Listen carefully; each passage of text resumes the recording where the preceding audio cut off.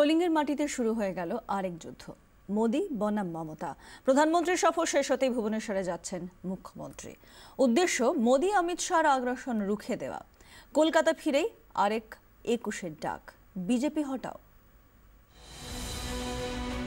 কথাই বলে চণ্ডাশোকের তরবারি এত রক্ত খেয়েছিল, রক্ত নদী বয়ে গিয়েছিল কলিঙ্গের মাটিতে।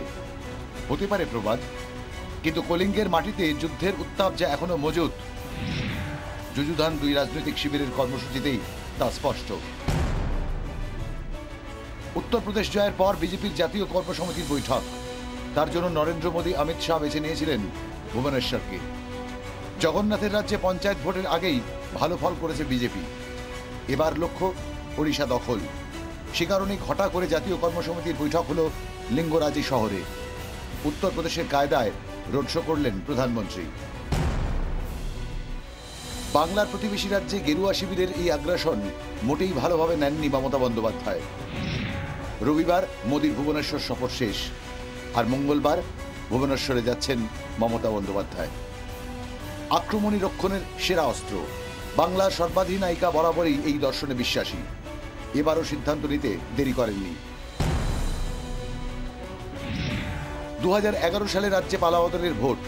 বুদ্ধদেব ভট্টাচার্য যেখানে সভা করবেন সেখানেই পাল্টা সভা করবেন তৃণমূল নেত্রী। এটাই ছিল মমতার রণকৌশল।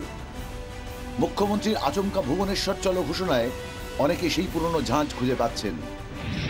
রুটি মাঝখান থেকে খাওয়া যায় না, খেতে হয় ধার থেকে।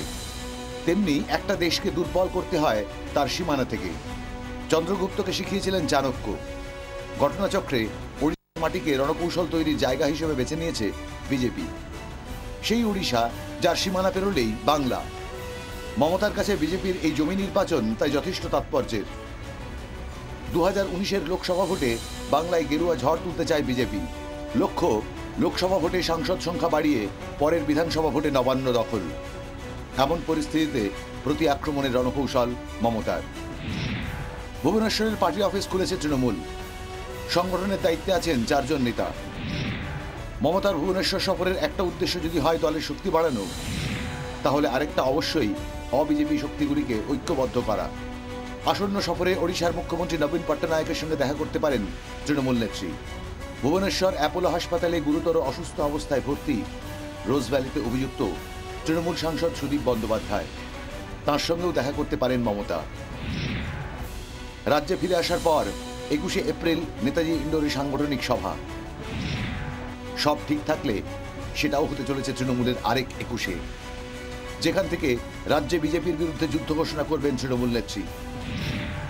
আওয়াজ তুলবেন বিজেপি হটাও।